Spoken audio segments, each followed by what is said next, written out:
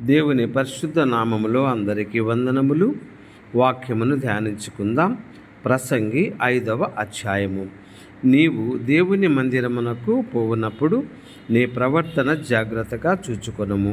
బుద్ధిహీనులు అర్పించినట్లుగా బలి అర్పించుట కంటే సమీపించి ఆలకించుట శ్రేష్టము. వారు తెలియకయే దుర్మార్గపు పనులు చేయుదురు. నీవు దేవుని సన్నిధిని అనాలోచనగా పలుకుటకు నీ హృదయమును త్వరపడనీయక నీ నోటిని కాచుకోము.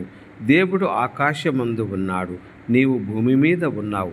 కావున నీ మాటలు కొద్దిగా ఉండవలెను. విస్తారమైన పనిపాటుల వలన స్వప్నము పుట్టును. పెక్కు మాటలు పలుకువాడు బుద్ధిహీనుడు అగును.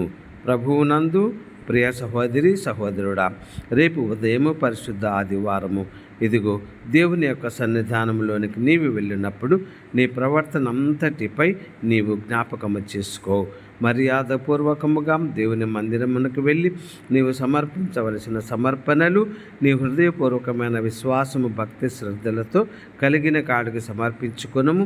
ఏ విధమైనటువంటి విస్తారమైనటువంటి మాటలు మాట్లాడవద్దు. నీ చూపులు ప్రక్కల చూపులుగా ఉండనివ్వకుండా నీవు వినయము, విధేయత కలిగి దేవుని మందిరమునకు వెళ్ళినట్లు ప్రభు ఈ వాక్యము ద్వారా జ్ఞానమునిచ్చి ఆశీర్వదించి నడిపించునుగాక. దేవుడి పరిశుద్ధ వాక్యమును దీవించునుగాక. ఆమేన్.